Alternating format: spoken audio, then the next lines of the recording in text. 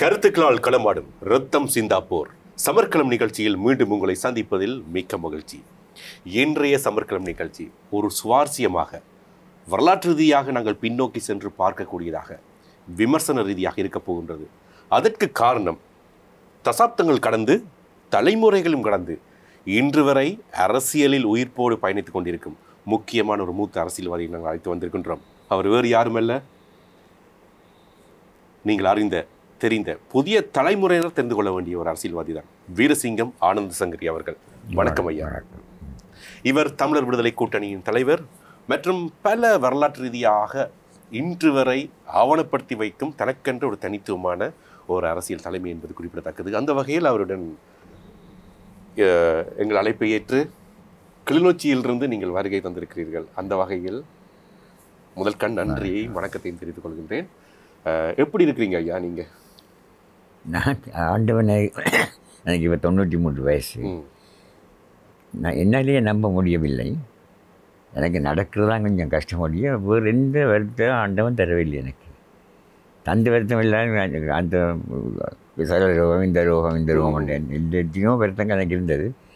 இன்றைக்கு ஒரு வருத்தம் இல்லாமல் கால் மட்டும் நடக்கிறது கஷ்டமடிய ஏதோ ஆண்டவன் தந்த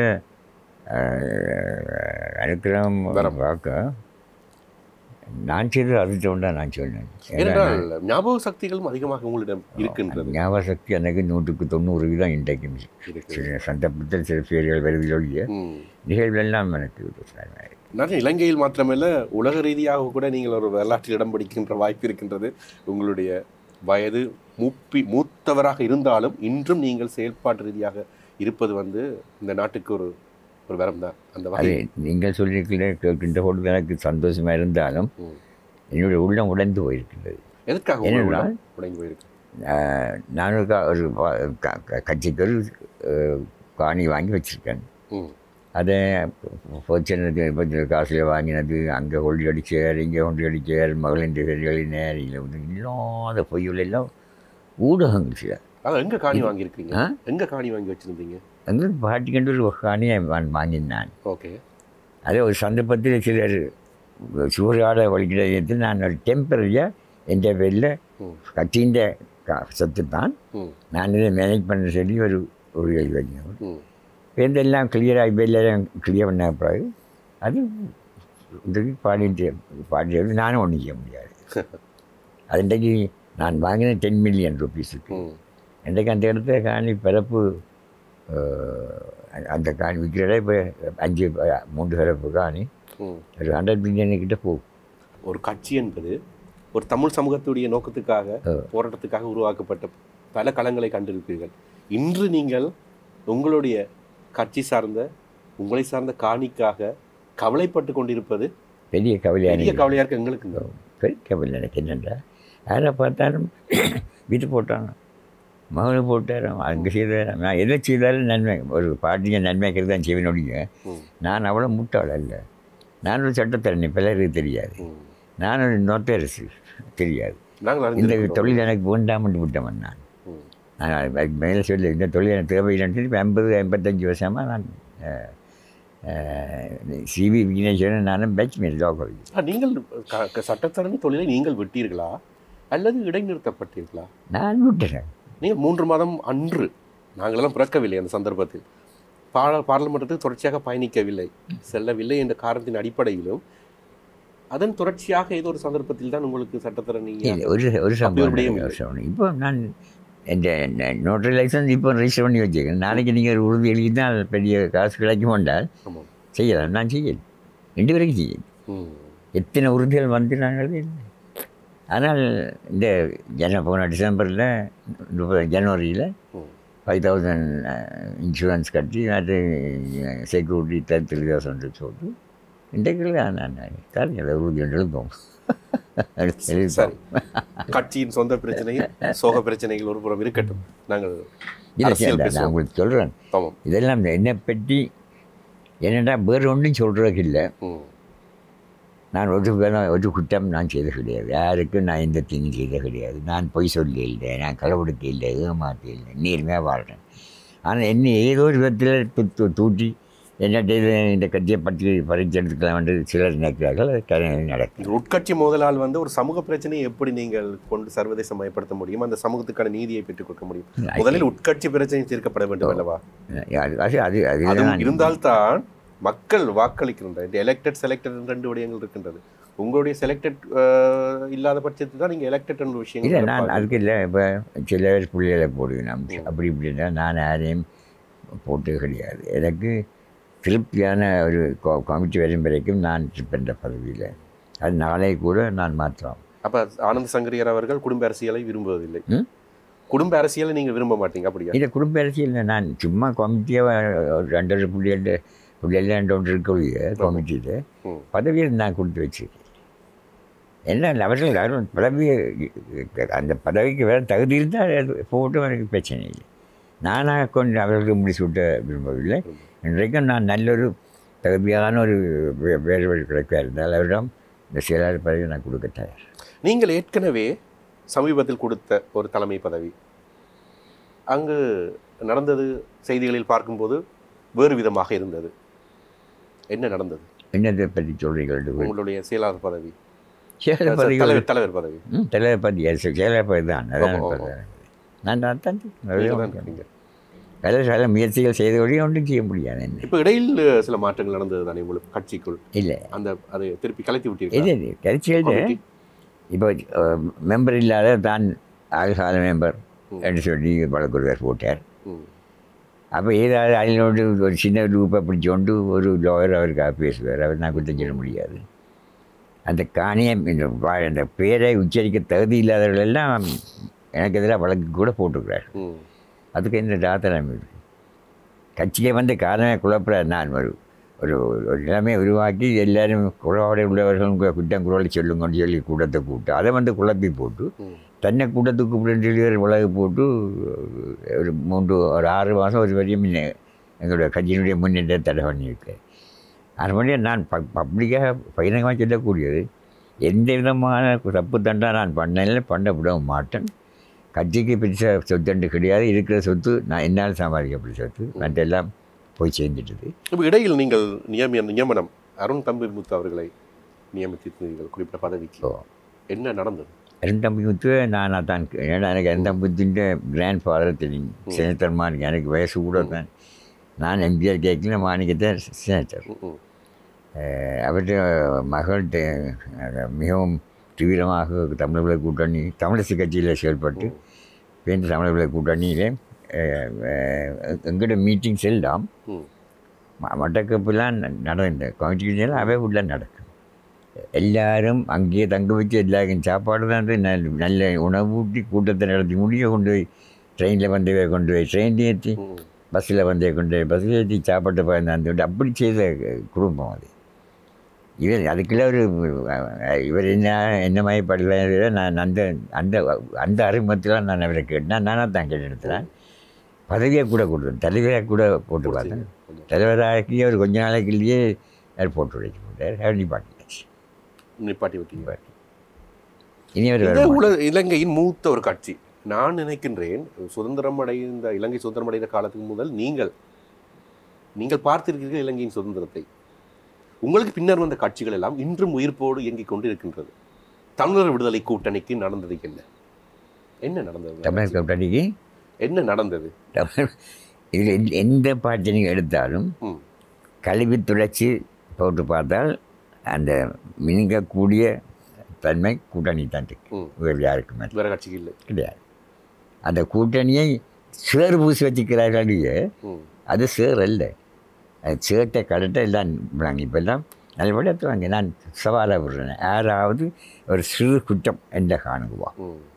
சும்மா அங்கே கோர்ட்டுக்கு போய் கூப்பிட இல்லை அது வரை இல்லை இருக்கிற கதையை விடுவோம். இந்த கட்சி என்னால் தான் காப்பாற்றப்பட்டிருக்கு. அது எல்லாத்தையும் முக்கியம். கடைசியாக நாங்கள் இப்போ யாரை கேட்டாலும் எப்போ இந்த கூட்டணி சேர்க்கப்பட்டால் ஒரு சிலர் தான் சொல்ல தமிழரசு கட்சியான் செல்நாயகம் செல்நாயகம் ஜிஜியும் ஒன்றை துவங்கி தான் தமிழ் காங்கிரஸ் துவங்கினார் ஆரம்பத்தில். இடையில் செல்நாயகம் அவர்களுக்கும் ஜிஜி பொண்ணுகளுக்கு ஒரு பிணக்கு வந்து இந்த இந்தியன் சிஸ்டம் இஷ்யூவில் பிரிஞ்சு ஒவ்வொரு கட்சியாக போய் செல்நாயகம் ஐயா தானாக வளர்ந்தார். பேருந்து ஒரு கட்டம் வந்து பெரியார் செல்வராயம் அவர்களை ஜிஜி பொன்னம்பலம் வீட்டுக்கு வராரு. அப்போ ஜிஜி பொன்னம்பலம் தோற்று போயிருக்கு. அவன் இங்கே தோல்வி, சிதம்பரம் தோல்வி. மக்களுடைய கோரிக்கை அந்த கதைனா நீங்கள் தான் உண்டாச்சிடுவோம். அதனுடைய நாங்கள் அவனுக்கிட்டே தோற்கடிப்போம், சிவபுரத்தையும் தோற்கடிப்போம். நல்ல பாடம் பழகி விட்டார். இறங்கி வந்தார்கள் எல்லாரும். ஜிஜி பொன்னம்பலத்தை போய் கண்டார்கள். நான் சேர்த்துட்டேன். செல்லம் ஐயா மெத்த சந்தோஷம். கடைசியாக எல்லாத்திலும் பெரிய அதிர்ச்சியும் ஆச்சரியம் சந்தோஷம் என்ன உண்டால், நான் ஒரு ஆள் தான் இப்போ காங்கிரஸ் எம்பி. இந்த புது கட்சி துவங்கக்கு முந்தி காங்கிரஸை நான் ஒரு ஆள் தான் முண்டு. ஏன்னா இந்த மகன் ஒரு பக்கத்தால் அப்படி இழுபட்டு கொண்டு வைக்கிறது. ஒரே ஒரு சீட்டோடு நான் நிற்கிறேன். மக்களை திருப்திப்படுத்த வேண்டும் என்பதற்காக, அவருடைய அபிலாஷைகளை நிறைவேற்ற வேண்டும் என்பதற்காக சில பிரமுகர்கள் என்ன செய்தார்கள் என்றால், ஐயா மேட்டாண்டியில் செய்கிறோம், பொன்னம்பலம் செய்யணும், ஜிஜி பொன்னம்பலம், சிவம்பரம் அவனை எல்லாம் செய்யணும். அது வரைக்கும் கழுத்தை பிடிச்சாக்கள் தான். கண்டனத்தில் எந்த காலத்தில் இருக்கிறார்கள், அவருடைய காலத்தை நாங்கள் செய்யிருக்கோம். அப்படி இருந்த இந்த ரெண்டு கட்சிகளும் 2070ஆம் ஆண்டு ஒரு பெரிய அபூர்வம் நடந்தது போல் மக்கள் எல்லாருடைய கிளர்ச்சி பண்ணி செல்வநாயகம் ஐயாவும் ஜிஜி பொன்னம்பலம் ஐயா ஒன்று சேரணும் அப்படின்னு பட்டெடுத்தார்.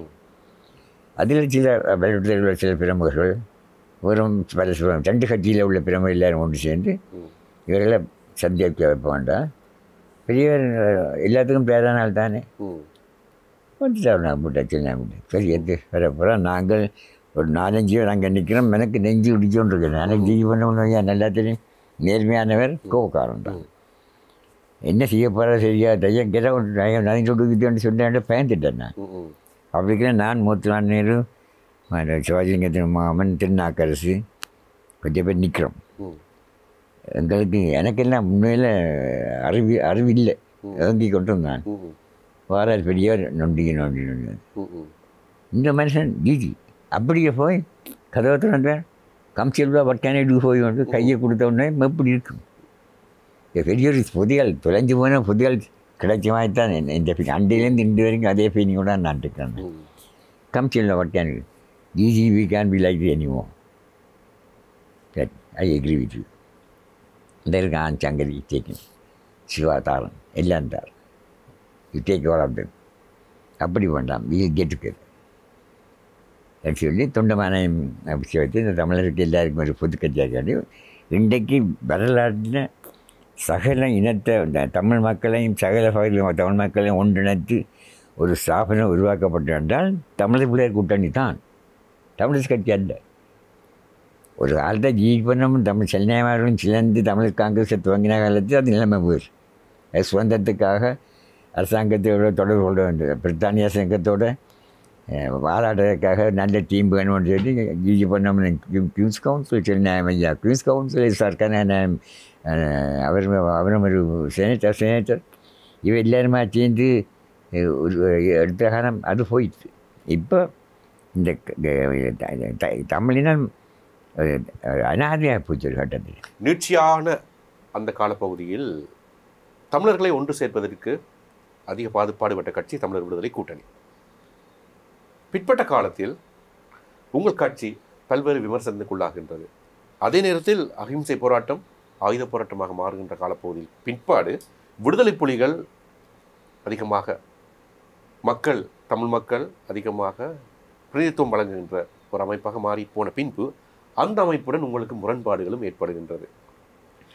பல சொல்வார்கள், மூத்த தலைவர்களோ அரசியல்வாதிகளோ, சங்கரி என்பவர் மாத்திரம்தான் நேரடியாக விடுதலை புலிகளை எதிர்த்தவன் என்று ஒரு வசனம் ஒன்று இருக்கின்றது. என்ன காரணம், எதற்காக அந்த முரண்பாடுகள்?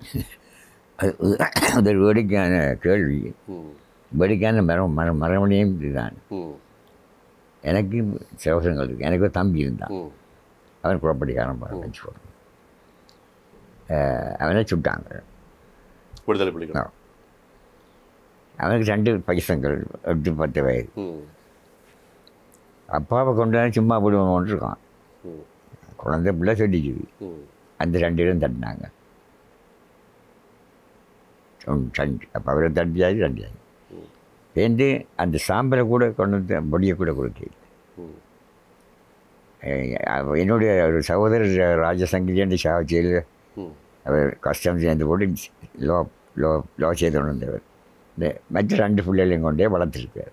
அவருக்கு பிள்ளைகள் அவரை வச்சுட்டாங்க. தெரியும் இது ஒவ்வொன்றுக்கும் ஒரு காரணம் வச்சிங்கன்னா அந்த காரணங்கள் ஏற்கக்கூடிய காரணங்கள் இல்லை. அதான் திரு என்ன அவர் என்னுடைய இன்னொரு சகோதரன் கணேச சங்கன் என்று அவருக்கு ஒரு மகன், அவன் எம்பியாக இருந்தவன், அவனை சுட்டாங்க. இப்பில் மட்டக்கில் என்ன மெட்ராஸில் ஒரு சம்பவம் நடந்து இப்படியாக்கள் என்ன சுடையக்கில்லை, அதில் அவர் இப்படி எல்லாரையும் சுட்டு கொண்டு போனான். எனக்கு நானும் குடும்பத்தில் ஒரு பிசாட்சி நடக்க அந்த பாரம் மங்களேன்னு தான் மனசாக பாரம் எனக்கு வந்த கோவங்களா அது ஜஸ்ட் இது இப்படி பார்த்தால் எத்தனையோ இடத்துல தோபையில்லாத ஆக்கள் நான் ஜிஏ கங்காதரன், மற்றது அவர் பல பேர் நான் மறந்து போனேன். இதெல்லாம் தேவையில்லாத கொள்கைகள் நான் தேவையில்லாத. ஆனால் இதில் வேடிக்கை என்னென்றால் பெருவானுக்கு என்ன தெரியும், அவனுங்க இப்படி சின்ன பையனாக பார்த்து பெருவான் என்ன காண்றானுங்களும் அண்ணியண்ணன் சொல்லுவார், அண்ணியண்ணன் சொல்லுவான் பேர் கூட சொல்லுவார். இதே நான் சொல்கிறேன்னு கேட்டால் பிரபாரன் பேரை வச்சு செய்த தங்களை வளர்த்த ஒழிய அவர்கள் செய்த ஒவ்வொரு நடவடிக்கை பிரபாரனை கீழே நான் கொண்டு விட்ட வழியை உயர்த்தி வைக்க. இது என்னுடைய தாழ்மான கருத்து. இப்போ கூட ஆனால் இதே முரண்பாடுகள் ஆரம்பத்தில் ஆயுத போராட்டங்கள் தோற்றம் பெற்ற நேரத்தில் பல இயக்கங்கள் உருவாகின. ஆரம்பத்தில் ஒன்றாக போராடினாலும் இடைப்பட்ட காலத்தில் அவர்களுக்கு இடையில் கொள்கை ரீதியாக கோட்பாடு ரீதியாக பல முரண்பாடுகள் இருந்தன. தங்களுக்கு தாங்களே அடித்து கொண்டன. அன்றைய காலகட்டத்தில் பல சகோதர படுகொலை கூட நடந்ததை மறக்க முடியாத உண்மை. அரசியல் தலைமைகளும் பிரச்சனைகளுக்குள்ளாகினார்கள். ஆனால் காலப்போக்கில் எல்லோரும் தமிழ் தேசிய கூட்டமைப்பு என்ற பதத்துக்குள் ஒன்றிணைந்தார்கள். இவர்களின் துப்பாக்கி அவர்களை நோக்கி திரும்பி இருந்தது அந்த காலம், அவர்களின் துப்பாக்கிகளும் இவர்களை நோக்கி திரும்பி இருந்தது. ஆனால் இடைப்பட்ட காலத்தில் தமிழர்களுடைய தீர்வுக்காக அனைத்து கட்சிகளும் ஒன்றிணைந்தன. இந்த தமிழர் விடுதலை கூட்டணி மாத்திரம் ஏன் அப்படியே தனித்து நின்றது? அவர் என்ன அடிப்படையில் ஒன்றிணைந்தவர்கள்ன்றது பலருக்கு தெரியாது. அவர்களுடைய வரலாறு கூட பலருக்கு தெரியாது. எனக்கு ஒவ்வொருடைய வரலாறுன்னு சொல்லுவேன். நான் புத்தகம் வச்சுக்கிறேன். இப்போ கூட இந்த இன்றைக்கு சூழ்நிலையில் என்னுடைய இருக்கிற டாக்குமெண்ட்டை நீங்கள் பார்த்தீங்கன்னா நீங்கள் சிலர் என்ன செய்யணும்னு தெரிஞ்சாலுக்கு சொல்லி கருத்து. ஆனபடியால் இப்போ பேர் கூப்பிட விரும்பல இருக்கிறேன். ஒரு தேர்தலில் எல்லாரும் தோல்வி, ஒருவர் மட்டும் வெற்றி. எப்படி என்றால் 200 ஓட், 300 ஓட், 1000 ஓட் 2 பேர். அது தொகுதியில் யாரும் கால் வைக்க முடியல. யார் அவர்? உலகம் முழுக்க தெரிஞ்ச எல்லாருக்கும் தெரியும். அரசாங்கத்துடைய புதிய தலைமுறை இப்போது ஜென் ஜெட்னு சொல்கிற தலைமுறை ஒன்று வந்து விட்டாங்க. 2K கிட்ஸ்ன்றாங்க. இப்போ பல ஏற்கனவே தெரிந்தவங்களை விட இந்த நிகழ்ச்சி வாயிலாக புதிய தலைமுறையிலும் இலங்கை வரலாறு தமிழர்கள் பிரச்சனை தொடர்பாக அறிந்து கொள்ள வேண்டிய விஷயம் இருக்கின்றது. அதை கொண்டு சேர்க்கின்ற பங்கு. ஏனென்றால் உங்களுடைய வயதை விட உங்கள் வயதுக்குள் என்னை 3 தடவை உள்ளே வைத்து விடலாம். அப்போ உங்களுடைய அனுபவங்கள் என்பது எங்களுக்கு நிறைய விடயங்கள் தெரிந்து கொள்ள வேண்டும். என்ன நடந்தது, ஏன் இவ்வளவு காலதாமதம்? இந்த உலக அரசியலோடும் நாங்கள் பகுத்தாய்ந்து கொண்டிருக்கின்றோம் எங்களுடைய அரசியலை. அதனால் வெளிப்படையாக சொல்லுங்கள் சில விடயங்கள். அந்த நேரத்தில் கைக்ஸ் எலெக்ஷன் ஒருவர் பாராமட்டு கொண்டார். தான் தம்பி தலைவர் கண்டார். யார் அவர்? அவர் சொன்னார் டாக்டர் ஸ்ரீ தேர்தல் எடுத்து வச்சோன்ட்டு பொன்னாத அட்டகாசம் என்னென்ன செய்ய முடியுமோ எல்லாம் செய்த. நான் அதை கூட தண்டில்லை. ஒரு தடவை சொல்லி பார்த்தேன்னு சொல்லி பிரபாகரனுக்கு நான் நேர கேட்பேன். பிரபாகரனுக்கு கடிதம் எழுதுவேன். நீ இது செய்தப்பட இதை செய்கிறான்னு கேட்டிருக்கேன். என்னட்டு பிரபாகரன் நீ கடிதமே 8-10 கடிதங்களுக்கு ஒரு புத்தகம் அடிக்கக்கூடிய தலைவர் அதுக்கு பதிலளித்திருந்தார். நான் அப்படி அவர் அங்கே பதில் கடிதம் உங்களுக்கு வந்திருந்ததா? பதில் கடிதம் ஒரு காலம் அவர்கிட்ட இந்த வரையில் 2 வரையில் பரிகாரம். இதில் வேடிக்கை என்ன பண்ணுறான், சிலருக்கு அரசாங்கத்துக்கு ஆதரவு இருந்திருக்கேன். நான் ஒரு சந்தர்ப்பத்தில் நான் பார்லிமெண்ட் உறுப்பினர் இருக்கேன். ஒருத்தர்கிட்ட அரசாங்கம் அப்படியே எத்தனையோ கோடிக்கணக்கான காசையும் கொடுத்து அபிவிருத்தி வேலை செய்யணும்னு சொல்லி ஒரு எம்பி. அது முழுக்க ஒரு தப்பான வேலை. அது அரசாங்கம் செய்தப்பில்ல. அதைத்தான் நான் இதுதான் அந்தந்த நேரம் வேற சுட்டி காட்டி கொண்டு இருந்தபடியால் தான் எனக்கு பொறுப்பு வளர்த்தார்கள் எனக்கு என்னை பற்றி ஒரு நல்ல வார்த்தை சொல்வது கிடையாது. இப்படி அந்த நான் என்னுடைய கடமையை செய்திருக்கேன். எங்கெங்கே என்ன செய்யணும் நான் செய்தான் இருக்கணும். யார் யாரை கண்டிக்கணும் கண்டிச்சிருக்கேன். யார் யாரை பற்றி அம்பலப்படுத்தணும் அம்பலப்படுத்திருக்கேன். அது எல்லாத்தையும் சேர்த்து பார்த்து என்னை கொண்டு எல்லாருமா சேர்ந்து அமித்தினார் சொல்லிய அமைத்த முடியாது. முரண்பட்டவர்கள் எல்லாம் ஒரு இடத்தில் ஒன்றிணையார்கள். அதாவது உதயசூரியன் சின்னம் என்பது இன்றைக்கும் அந்த சின்னம் என்பது ஒரு வலிவான சின்னம், ஒரு முக்கியத்துவம் வாய்ந்த. அப்ப உங்களுக்கும் அந்த அழைப்பு விடுக்கப்பட்டதாகவும் ஏதோ குழப்பங்கள் இருந்ததாகவும் கூறப்பட்டது. உங்களோட கட்சியும் அதில் இணைந்து செயல்படுவதற்கு என்ன தமிழர் தேசிய கூட்டமைப்புக்குள் அவ்வாறு ஒன்று நிகழ்வு நடக்கவில்லையா? தமிழ் தேசிய கூட்டமைப்பு உருவாகும் போது உங்களுக்கு அந்த அழைப்பு விடுக்கப்படவே இல்லையா? இல்லை, அது அந்த வந்திருக்கும் சில வேளையில். நான் சில வேளையில் உங்கள் சின்னங்கள் அங்கே பாவிக்கப்படவில்லையா? பாடவில்லை. ஒரு கால் அது தங்களுக்கு தேவைக்கு வைத்த மாதிரி தான் செய்து கொண்டு போனார்கள் ஒழிய அது என்னென்றால் அந்த எல்லாருமா சேர்ந்து ஒரு எதிரியாக்கிட்டாங்க. என்ன எல்லாரும் என்னை பற்றி பேச பேச பேச ஜனத்துக்கு ஒரு அந்த சின்னம் என்பது பிரச்சனை வந்தது தானே உங்களுடைய சின்னத்தை பாருங்க. நான் இப்போ ஒரு கதையை சொல்வேன் அந்த சின்னத்தை பற்றி. ஒரு தலைவர் அமிர்தலிங்கம் இறந்துட்டார். அப்புறம் 4 மாதம் விட்டு போயிட்டு 4 பேருக்கு பிரஜன் நாங்கள் நீங்கள் இப்படி இருக்கிறாரு கட்சி 4 பேரும் வேங்கையில் அமிர்தலிங்கம் இறந்து 4 பேரையும் வேங்கையில் என்னை தலைவராக்கினால் தான் நான் வருவேன். சரிவா ஆக்கலாம் ஆகிய என்னத்தை கண்டன். அது எனக்கு அடி வைக்க வந்த ஒழிய நானாக அந்த தலைவர் மண்ணடி போட்டு ஒழிய நானாக அந்த கட்சியை அழிக்கிற ஒழிய அவரால் ஒரு பெரிய இருக்கிறது. என்ன செய்தார்? எலெக்ஷன் வருது. Commission elections will contest in the fourth coming election. அங்கே ரெக்கார்ட் போயிட்டு இடத்துல அங்கே உதயசூரியன் சின்னத்தை தமிழ் விளையாட்டு சொல்லி கேட்க போய் 2004ஆம் ஆண்டு எலெக்ஷன். நான் ஷோக்டாக போனேன். எங்கே அறிவிச்சா தானே அறிவிச்சால் கூட்டம் நாமினேஷன் போர்டை மீட் பண்ணணும், கேண்டிடேட் நாமினேட் பண்ணணும்னு விட்டு கதை இல்லை. 2 பேப்பர் நியூஸ் எங்களுடைய அந்த போட்ட தலைவர் ஏர்போர்ட்டில் யாரையோ பார்த்தோன்னு நிற்கிறாரு. 100 சுவிஸ்லேருந்து வந்த உடலப்பூரணி பிரமுகர்களோட கூட போய் அவர் கொடுத்த நாமினேஷன்ஸை கொண்டு வந்து பகிரங்கமாக இந்த தேர்தலில் கூட நாங்கள் என்ன பற்றியெல்லாம் கேட்கப்போன்னு சொல்லியாச்சு. அப்போ நாங்கள் கேட்கல. நான் அப்போ அந்த நேரத்தில் 36,000 ஓட்டு எடுத்து நான் தான் ஃபஸ்ட். அதுக்கு அடுத்தது சீனாராஜா 31. இப்படி இருக்கத்தக்கதாக பார்லிமெண்ட் டிசால்வ். அப்போ தான் இந்த எலெக்ஷன் கேட்க கொண்டு வந்தேன். அப்போ நான் என்ன செய்ய முடியும்? என்னுடைய சின்னம் உதயசூரியன் சின்னம் அதை பதிஞ்சாச்சு. 15 போட்டு இப்போ வேறு கட்சியில் எலெக்ஷன் கேட்க போகிறார். சூரியன் நாமினேஷன் கொடுக்கு வேறு வழி இல்லை. கமிஷனுக்கு கேட்டால் அவர் now too late you can't do anything now. வேறு சின்னத்தில் அவர் கேட்டார். நான் வேறு வழி இல்லை, எனக்கு இது ஒரு சின்னத்தை கேட்டு இண்டிபெண்டாக கேட்டோம். 36,000 ஓட்டு எடுத்து எனக்கு 2 பேரையும் என்ன 4 பேரையும் இருக்கத்தக்கதாக பார்லிமெண்ட் கிடைக்கப்படுது. அந்த தேர்தலில் என்ன கிடையாது, ஓட்டு 200 300. அதை அந்த இடத்த இன்னொரு கேட்டு அவருக்கு விழுந்த ஓட் எக்கச்சக்கம். 98 ஓட் விழுந்தது.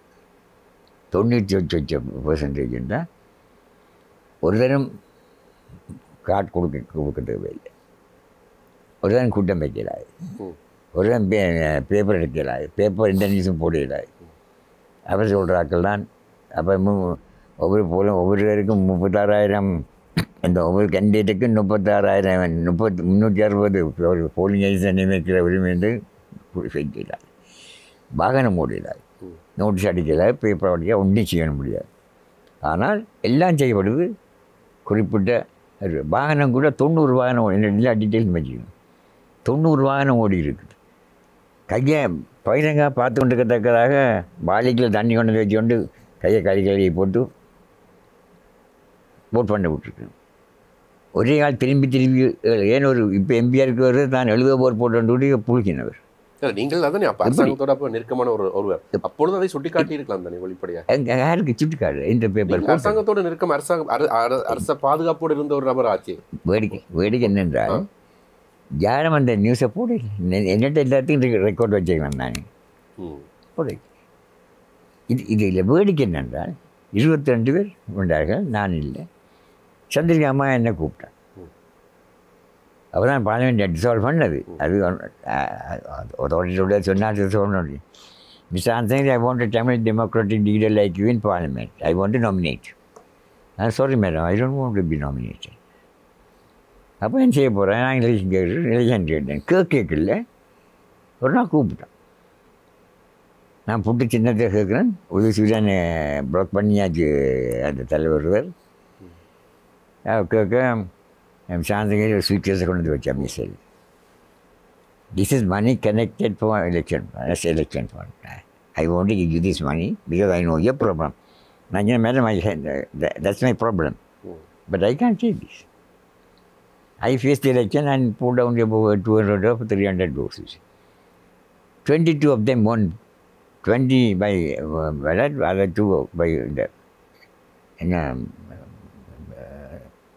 22 of them. 20 of them were in parliament. You know, of the 22, they were when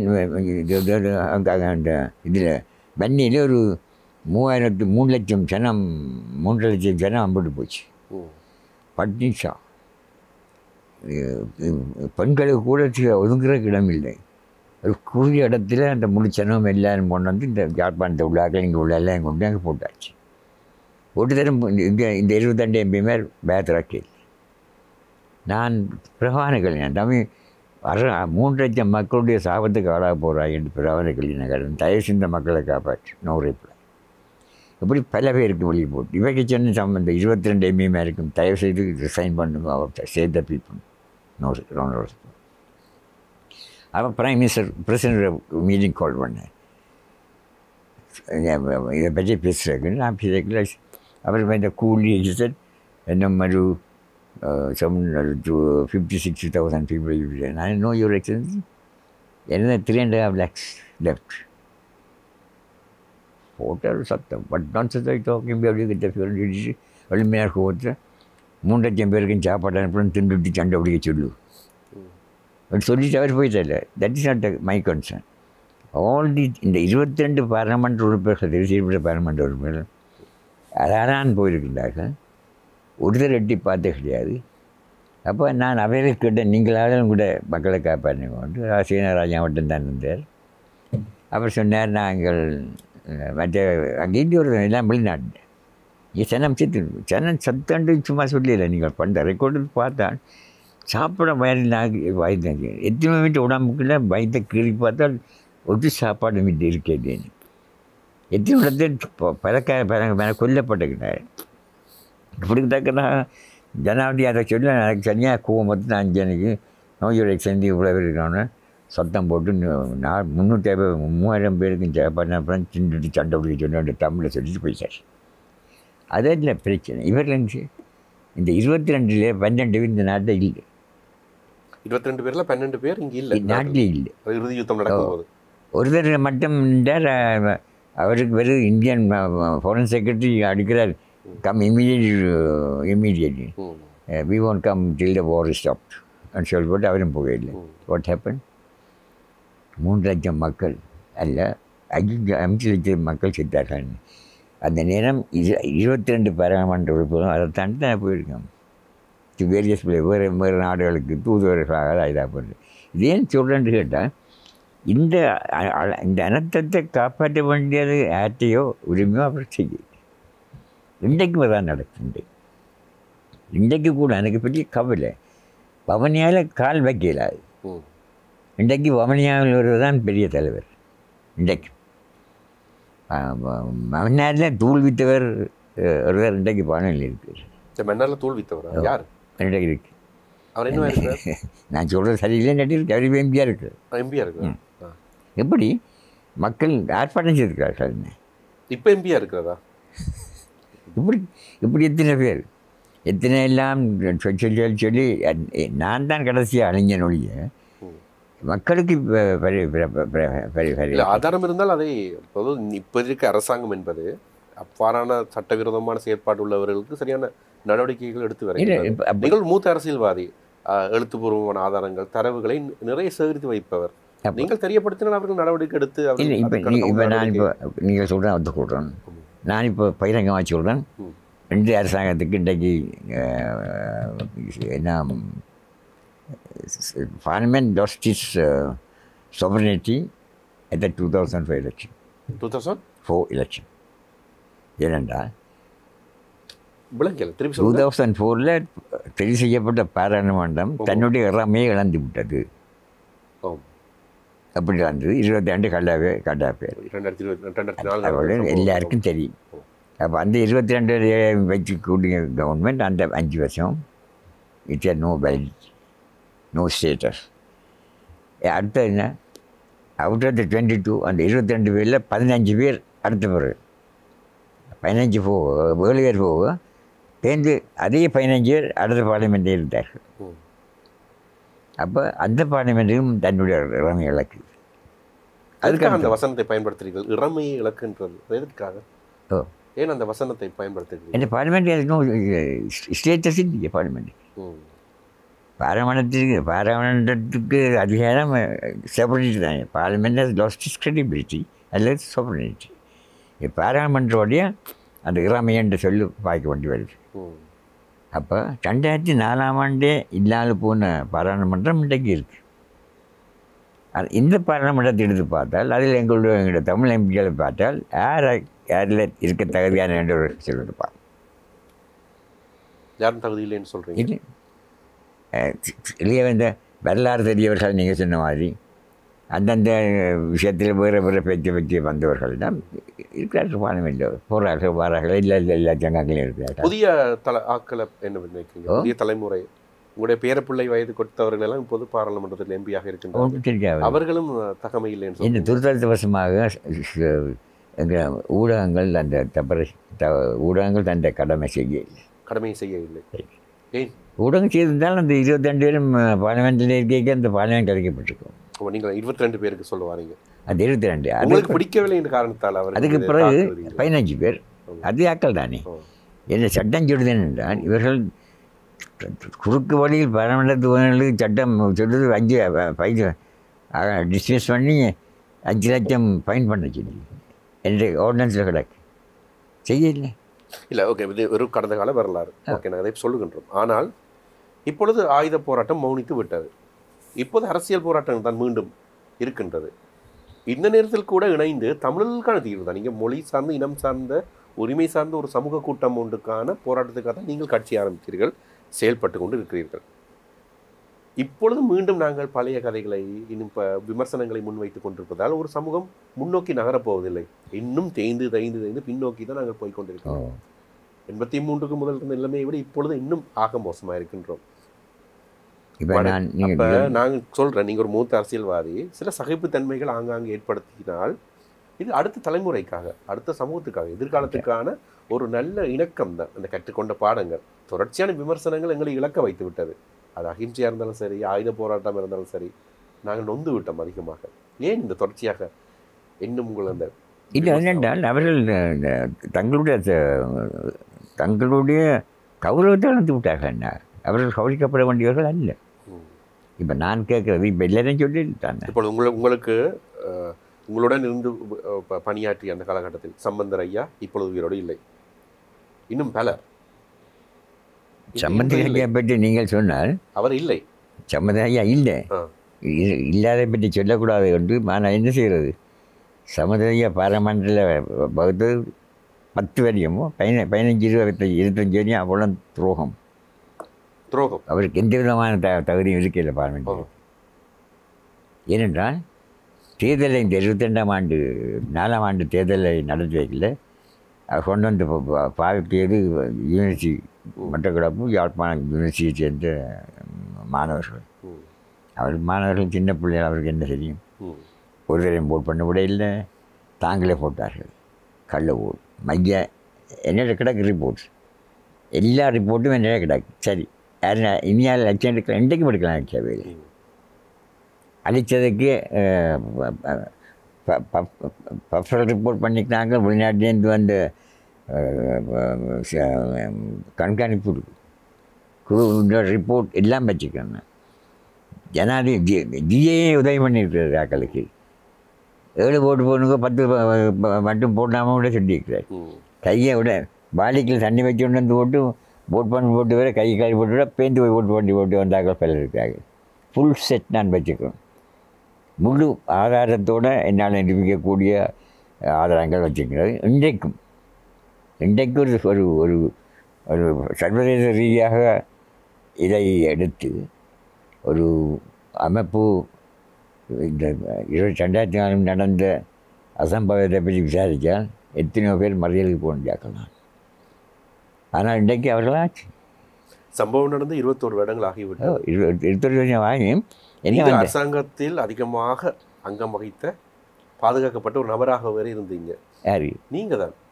உங்களுக்கும் ஒரு ஒரு பாதுகாப்பு இருந்தது தான். என்றால் நீங்கள் தனிப்பட்ட ரீதியில் வந்து விடுதலை புலிகளை விமர்சித்த காரணத்தால் கூட உங்களுக்கு அச்சுறுத்தல் அந்த காலத்து பகுதியில் அதிகமாக வெளிப்பட்டது. ஆமாம். அப்போ நான் சொல்கிறேன், அந்த நேரத்தில் நீங்கள் எவ்வளவு செய்திருக்கலாம் தானே. ஓகே, இதுதான் ஆதாரம், இதன் மீது குற்றங்கள் இருக்கின்றது, தேர்தல் திணைக்களம் அரசாங்கம் சார்ந்த தேர்தல் திணைக்களம் இருக்கின்றது, பாதுகாப்பு கட்டமைப்பு இருக்கின்றது, அது நீதிமன்றங்கள் இருக்கின்றது. நீங்கள் ஆதாரம்னு சொல்கிறீங்க, அது அப்போவே கொடுத்து அந்த விஷயத்துக்கு தீர்வை எடுத்திருக்கலாம் தானே. இல்லை, நான் தனியாக எடுக்கக்கூடிய அளவுக்கு இல்லை. ஒன்று. ரெண்டாவது சட்டத்தரணி என்று வேறு சட்டத்தரணி நான் போய் இதெல்லாம் முக்கியப்படக்கூடாது. இல்லை, அந்த டைம் 2004 நீங்கள் கொஞ்சம் அவர்கள் செய்ய வேண்டிய அமைப்புகள் இருந்தது, செய்ய வேண்டிய கட்சிகள் இருந்தது, செய்யலை. என்ற அவர்கள் அதுக்கு உடந்தையாக இருந்து விட்டார்கள். இப்போ சம்பந்தருக்கு பெரிய வரவேற்பெல்லாம் கொடுத்து தான் அவர் இறந்த எதிர்கட்சி தலைவராக ஆக்கியிருக்காங்க. என்ன வருவார் திருப்பி நான் 3-4 தான் திருப்பி எனக்கு வரக்கூடிய பதவியை கூட கொடுத்து கதையை அவர் போய்க்குள்ள நாளைக்கு சென்னையா செத்து 40 வருஷமாச்சு. சென்னை இந்த தலைமையில் தமிழர் பிள்ளை கூட்டணியை புதுப்பிச்சதா, தமிழர் அரசு கட்சியை புதுப்பிச்சதா. இப்பொழுது அந்த தமிழரசு கட்சி இன்றைக்கு இருக்குது. அந்த அவ்வளோ சட்டப்பூர்வமான அமைப்பு இப்போ இன்றைக்கு இருக்கிறது. நான் பகிரங்கமாக கேட்குறேன். இப்போ சுமந்திரன் கூட இப்போ செய்ய வேண்டிய என்னென்றால் ஆராய்ச்சி பார்க்கணும், பின்னோக்கி பார்க்கணும். எப்படி இந்த கட்சி வந்தது? செல்வநாயன் தானே உருவி வச்சுட்டு, செல்வநாயன் ஜிஜி பொன்னம்பலம் சேர்ந்தான் இந்த கட்சி உருவாக்கி வச்சு போயிருக்க தமிழர் பிள்ளை கூட்டணியை. அது இருக்குது தானே. அந்த தோற்றுவாயை பற்றி தொடர்ச்சியாக நிறைய ஆராய வேண்டும். நாங்கள் ஒரு சிறிய இடைவெளியின் பின்பு சமர்க்களம் நிகழ்ச்சியில் இணைந்து கொள்ளுங்கள். தற்போது இந்த தமிழரசு கட்சி, அந்த கட்சிக்குள் நடக்கின்ற விடயங்கள் என்னவாக இருக்கின்றது? இந்த நாடு பற்றி எரிகின்றது. ஆனால் நாங்கள் செல்லம் பொழிஞ்சோன்றிருக்கின்றோம். செல்லம் பொழிஞ்சிட்டு நாடு எப்படி பற்றியது என்று கேட்டால், தமிழரசு கட்சியை உருவாக்கியது சட்டவிரோதம். சட்டவிரோதம் எதற்காக சொல்கிறீங்க? அப்படி யார் உருவாக்கிறது? எப்படி உருவாக்கப்பட்டது? யார் உருவாக்கிறது? அவர்கள் என்னட்ட வந்து என்னோட ஆதாரங்கள் வச்சுக்கிறேன். நான் திக்கத்தக்கதாக அங்கே வந்து ஆள் இருந்து ஆள் கேட்டு என்ன தட்டு இருக்கு, அது நேரத்தோட 50 வழியில் அவர் போய் அப்படி என்ன மிரட்டு. நான் மிரட்டலுக்கு பயந்தவன் அல்ல. இன்றைக்கும் பயிரங்கமாக நான் கேட்குறேன் சொல்கிறேன்னா, திருட்டுத்தனமாக சில இந்த அமைப்புகள் தந்தை செல்வா என்ற பேரை பொழுதாக்கி, தந்தை செல்வா உரிமையாக நேர்மையாக கடைசியாக இருந்தது தமிழர் விடுதலை கூட்டணி. அவர் கடைசியாக இறக்கும்போது 2 நாளைக்கு முந்தைய என்னோட இருந்துட்டு போனவர். அது நான் அவரோட இருந்துருக்கிறேன். அவர் கடைசி பர்த்டே முத்தையன் காட்டுக்கு அவரை நான் தான் கூட்டிகிட்டு போனேன். செல்லத்தம்பர் கூட்டிகிட்டு போடுவேன். அந்த கூட்டத்தை வரைக்கும் எல்லாம் தண்டை மாறியை பிச்சைக்கு இதெல்லாம் போட்டு எல்லாம் பெரிய பாராட்டெல்லாம் என்ன நல்ல அனுப்பு. நான் அவரை பார்மெண்ட்டில் அவரை பின்னிச்சு அப்போ நானும் என்ன பார்மெண்ட் முடிய தன்னை என்னை கொண்டே விட்டு தான் நான் போவேன். அப்போ செல்லத்தம்பருக்கா நான் கை கூட்டிட்டு போவேன். என்ன மாலையெல்லாம் போட முடியும். அடுத்த நாள் நடந்து இப்போ யாரையோ பார்க்க மாட்டேன் கல்வெல்லாண்டு அதெல்லாம் கொண்டு காட்டி போட்டு கூட கடைசியாக அனுப்பிவிட்டேன். போய் மறுநாள் அவர்கிட்ட டிரைவர் வந்து கூட்டிகிட்டு போகிறேன். அங்கே அவர் மூச்சாகிட்டார் என்று செய்தி பயப்படும். அதுக்கு பிறகு அவருடைய உடம்பு என்ன உயிருள்ள அந்த ஏறக்குறைய மூச்சாகி 2 வாரம் அவருடைய பாடி யாழ்ப்பாண ஹாஸ்பிட்டலில் வச்சு சங்கீதம் அவர் பிடிச்ச மியூசிக் போடுறது சங்கீதம் சில பாட்டு எல்லாம் போட்டு பார்த்தா எலும்பியில் இறந்துட்டார். அப்போ கடைசியாக தமிழர் கூட்டணியை உருவாக்கினது தந்தை செல்வா. அவர் உருவாக்கினவர் தான். அவர் இருக்கைக்கே தான் நான் அவருடைய கட்சியில் இருந்தேன். அப்போ அந்த முழு சக்தி படைத்த அதுக்கு முழு தகுதியும் உள்ள அமைப்பு தான் தமிழர் கூட்டணி. அதோடு இருக்க இல்லை. நான் இந்தியாவுக்கு போனபோது இந்த கலைஞர் கேள்விப்பட்டு யாரை சொல்லி காங்கிரஸ்காரன் வந்திருக்கான்னு சொன்னப்போ என்ன கூப்பிட்டு காய்ச்சார். தனியாக கொண்டு போய் எவ்வளோ வேணும்தான் நான் பே பண்ணுவேன். என்ற வழக்கில் அவரை நீங்கள் ஆஜராகணும். நான் சார் நான் கேட்டு பார்க்குறேன். அவர் கேட்டு பார்க்க கூட நீங்கள் கொண்டு வரணும் எனக்கு கேட்டு நான் இங்கே வர திருச்சியில் எங்கள்கிட்ட ஆர்வம் படிகள் போங்க வேறு சேர்ந்து போனால் அவன் பிடிச்ச இந்த பைக் ஃபோர்ஸாக ஏற்றி விட்டாங்க.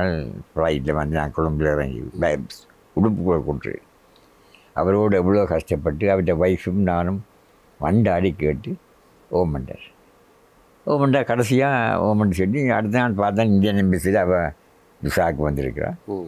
நான் அன்றைக்கே இரவே போயிட்டு கொஞ்சம் அவரோட படங்களை கொண்டு போய் அங்கே கலைஞர் கருணாநிதி என்னை கூட்டிகிட்டு கொண்டு போய் ஏர்போர்ட்டில் வந்து அவர் என்னோட வந்து ப்ரெஸ்ஸில் ஏற்கனவே கம்போஸ் பண்ணி வச்சிருந்த ஒரு ஆர்டிக்கிளில் 3-4 படத்தையும் போட்டு ஜிஜி இந்த பிக் போட்ட படம் தான் அவர் கருணாநிதியோட கை கொடுக்குற படம் நான் போட்டு அடுத்த நாள் வழக்கு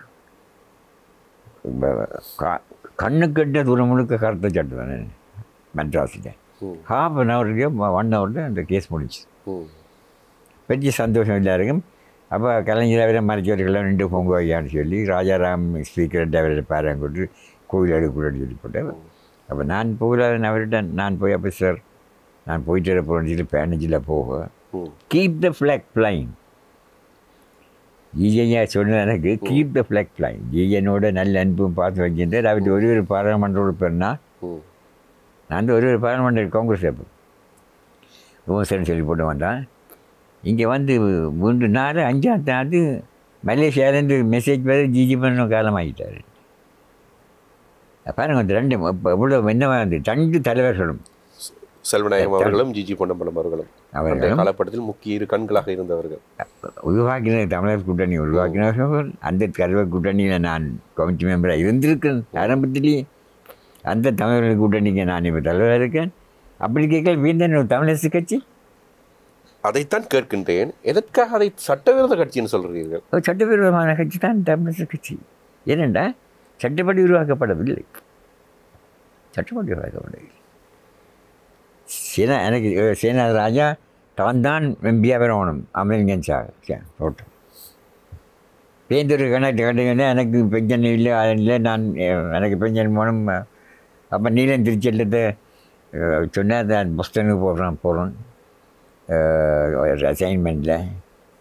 அப்போ நான் சொன்னேன் இப்படி வைரோண்டி சைன் அன்டி சேனா ராஜா கம்ப்ளைண்ட் பண்ணுறேன். எங்களுக்கும் பிரியாணமாக இருக்கும். புரியுக்கா ஒரு மிஷினரி டைப்பிஸ்ட்டு டெலிஃபோனிஸ்ட் ஹவுஸ் எல்லாம் கிடைக்க அவங்களுக்கு விற்க பார்ட்டி ரன் பண்ணலாமன்னு அவர் கடைசி வரைக்கும் மாற்றம் போட்டு கடைசியாக நான் திடீரென்று ஜெர்மனி போகணும். போக முந்தி அவருக்கு ஒரு என்னோட 4 பக்கத்தில் கடைங்களுக்கு நான் கொப்பி தரேன். இன்னொரு பக்கத்தில் தனியாக எழுதி அதை அன்றைக்கி போட்டு போனால் நான் பெனிஃபிட் நீங்கள் பார்த்துக்க வேண்டாம் தயவு செய்து அப்படின்னு சொல்லி these are that benefit party will get 2 மணி இருக்கிற மாதிரி டிஸ்டன்ட் வீடு ரயில்வேயில் ஆஃபீஸர் கொடுக்க விட்டு ஆஃபீஸாக பார்க்கலாம். கம்ப்யூட்டர் அந்த இதெல்லாம் ஃப்ரீயாக கிடைக்கும். டெலிஃபோன் கிடைக்கும். நல்ல எண்ணத்துலாம் சொல்லி நான் போய் இறங்கக்கு வந்து இங்கே நிலையம் அடிக்கிட்டாங்க. திரும்பி வந்துடுவாங்க. வந்து ஒரு சின்ன பெட்டிகள் அவர்கிட்ட வடி இருக்கு. சில நேரம் அங்கே எங்களை யார் சம்பந்தர் இருக்கிறார். அந்த கூட்டத்தில் இரங்கல் உரைக்கு ஒரே அவர் கேட்க ஏதோ பயத்தில் அவர் கேட்க இல்லை. நான் வந்து பார்த்தால் எல்லாம் ஃபைனலைஸ் பண்ணியாச்சாண்டு அவர் சின்ன பெட்டி கொண்டு அதோட அந்த கதை முடிஞ்சிச்சு. தேர்ட் டே சீனாராஜா சம்பந்தன் ஆஃபீஸில் அவர் சம்பந்தன் எம்பியாக இருக்கிறது தானே தங்கத்துறை இடத்துல அது எப்படி அவர் வந்தேன் நான் சொல்ல விரும்ப இல்லை அவரை விட சந்திக்க Shankari WhatsApp to with freelance vacancy நான் தோன்றுக்கணும் ஃபேமி அப்போ சீனாராஜா அப்பாயிண்ட் சீனாராஜா சொல்லியா வெரி மெத்த சந்தோஷம் சீனாராஜா அப்புறம் எம்பி ஆக்கி விட்டோம் சொன்னார் பக்கம் வேக்சினேஷன் உண்டு ஃபோட்டோ காப்பி மிஷின் 25,000 ருபீஸுக்கு நாங்கள் காசு கொடுத்து வாங்கினேன் அவருக்கு கிடைச்சி அவர்கிட்ட காசு கொடுத்து வாங்கினாங்க அங்கே ஒருத்தர் வந்து இப்போ நான் 16 சவானவுடன் அந்த டிஜி பண்ணாமல் அவையெல்லாம் போன பிறகு யாராவது காசுண்டு பார்ட்டி கொடுத்தா கூட ஒரு ஆள் வந்து சொல்லிட்டு பார்ப்போம் பார்ட்டியில் கொஞ்சம் காசு இருந்தது அப்போ லண்டனில் உள்ள பெரிய பிரமுகர்கள்லாம் இருக்குது டாக்டர் நீலம் திருச்செல்லம் நீலன் டாக்டர் நிக்கலா பிள்ளை மற்றது வேறு டாக்டர் சிவகுமார் அவையெல்லாம் கண்ட்ரிபியூட் பண்ணுறது பார்ட்டியில் கொஞ்சம் காசு இருந்தது தான் அது நீலன் டாக்டர் நிக்கலா பிள்ளை இறந்தோடு அதுவும் போச்சு இருக்கிற வச்சு காசை வச்சு செலவழித்தோம் இப்போ யாரும் தெரியல இப்போ அண்மை காலமாக ஒரு கேண்டிடேட் ஒரு ஆள் கொஞ்சம் 1,500 கொஞ்சம் காசு தந்துருக்கா அதை விட வேறு எங்களுக்கு எந்த வருமானம் இல்லை என்னுடைய காசு அல்லது யாரையும் நண்பர்கள் வருவார்கள் பெருசாக வந்து என்ன 5 lakhs 10 lakhs கொடுப்பார்கள் அப்படி வரானுக்கு போய் இப்போ 20-30 வரையுமாச்சு அப்படின்னும் எவ்வளோ கஷ்டத்தின் மத்தியில் இந்த கட்சி நாங்கள் பூன் செலவழியாமல் காசு கொடுத்து செய்ய வேண்டிய வேலையை நாங்களே செய்து ஒரு மாதிரி வச்சு கொண்டிருக்கிறேன் நல்லொரு ஆத்மாவை கொடுத்துட்டு போடுறேன் என்னிடம் பணம் இல்லை நான் எந்த பென்ஷன் ஆக 800 ருபீஸ் நீங்கள் இன்னும் நல்ல ஆத்மாக்களை சந்திக்கவில்லையா நல்ல ஆத்மாக்கள் இருக்குது இந்த எல்லோரும் பயப்படுறாரு நான் கொஞ்சம் அவ்வளோ சுற்றுக்கு கொஞ்சம் பேர் எதுக்காக பயப்படுங்க என்ன பயம் வேண்டாம் பிறகு ஒரு பேர் நான் தான் அவரை சில பேர் கான்ஃபரன்ஸுக்கு அனுப்பி டூபாய் அங்கே அமெரிக்கா எல்லாம் போயிட்டு வந்து பேருந்து பார்த்தா தண்டை அப்படி சேவை வச்சு அதை வச்சு ஃபுல் ஃபேமிலி எடுத்துட்டார் மெட்ராஸ் எடுத்து போட்டு ஒரு சிலை காசு நேமாக ஊர் உலகம் முழுக்க தெரிஞ்சு சேர்த்துருக்கா காசு அவற்றை அட்மைன் பண்ணி கிட்டத்தட்ட 90 மில்லியன் மட்டும் சேர்த்துருக்கு அதில் 35 மில்லியன் பார்ட்டி செலவழிச்சேன்னு சொல்லி ஒரு வேறு கணக்கு எடுத்துருக்கார் என்கிட்ட கையில் காசு வருஷம் வர சரி அவர்கிட்ட காசு 18 ருபீஸ் தான் கிடச்சது அப்போ அப்படி அவர் தான் வந்து இப்போ கொஞ்ச நாளாக கலாட்டா பண்ணிக்கொண்டு தான் உபதலைவராக தெரிவு செய்யப்பட்டனா நீங்கள் இல்லை மறக்குங்கள் அவர்கிட்ட பேரில் லண்டன் அந்த அவரா லண்டன்லேருந்து ஒரு வந்து அவர் பெரிய இல்லாத பொய் இல்லாமல் நான் அந்த காசு எடுத்து விட்டேன் இவருக்கெல்லாம் நான் சொல்ல வேண்டிய தேவையில் இருப்பேன் கட்சியை நான் நேர்மையாக யார் என்ன குற்றம் நான் செய்தாலும் நான் என்ன சண்டை இருக்க தயாராக இருக்கேன் ஆனால் எனக்கு நான் ஒரு வேண்டாம்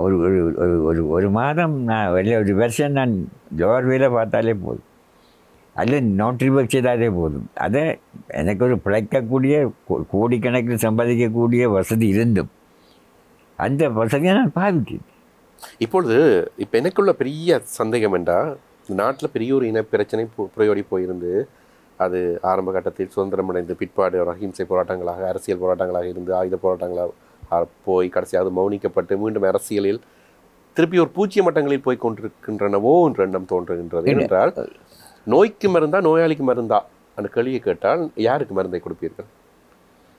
தத்தமது கட்சிகளுடைய பிரச்சனைகள் தொடர்பாகவும் தலைமைகள் தொடர்பாகவும் விமர்சித்து கொண்டிருப்பதனால் மக்களுடைய பிரச்சனைகள் எப்பொழுது தீர்வடையும்?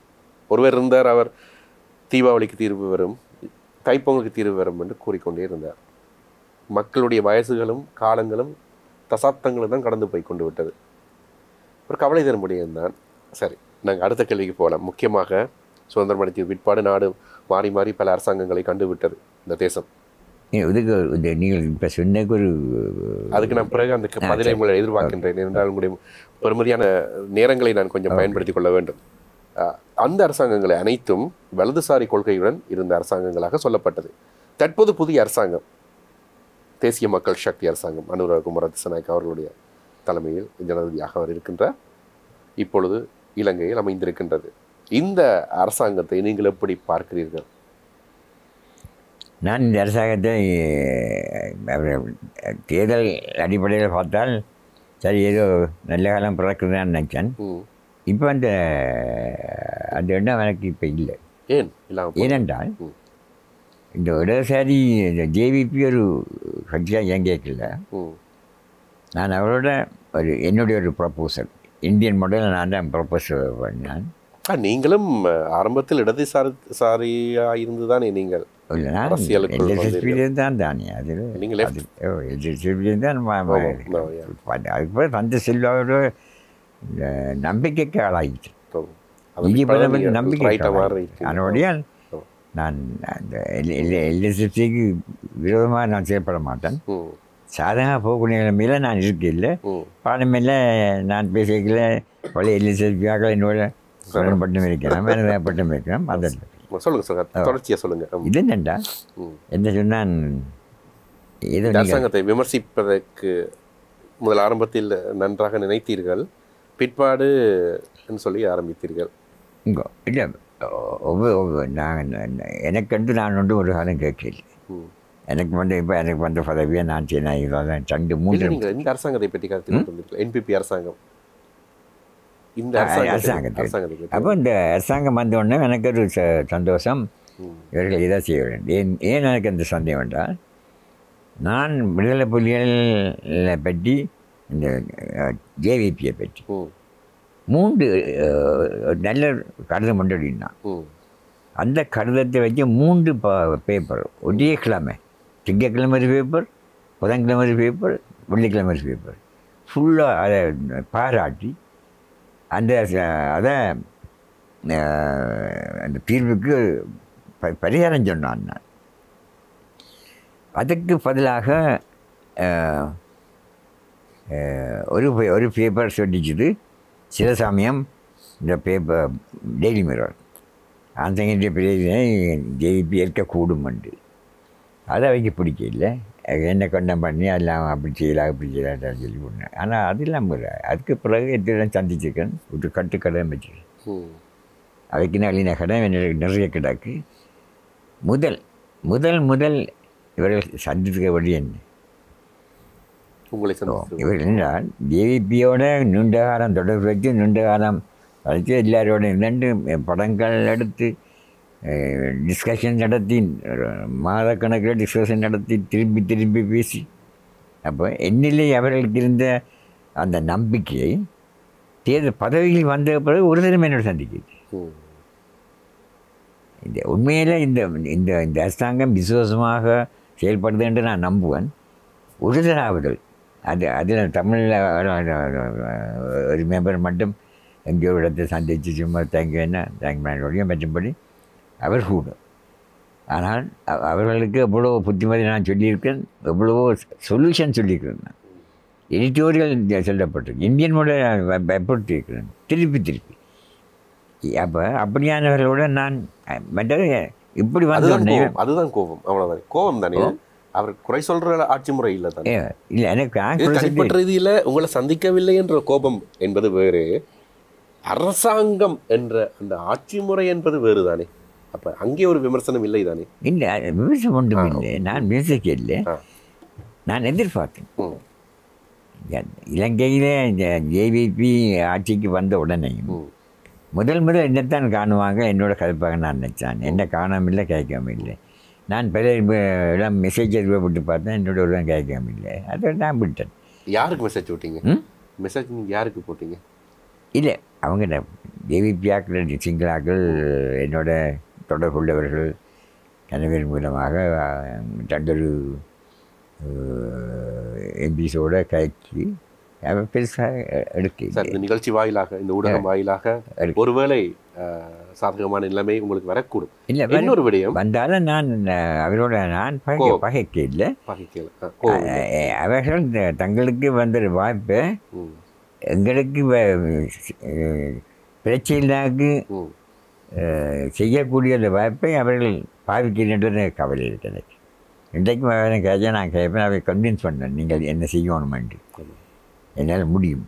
ஆனால் அவை அதை அவரோட முடிஞ்சு போகுமென்று தான் தொடர் சொல்லலாம் இருக்குன்னு தெரியாது. ஆனால் யாரை பற்றிக்கிறான் பார்லிமெண்ட்டில் ம்.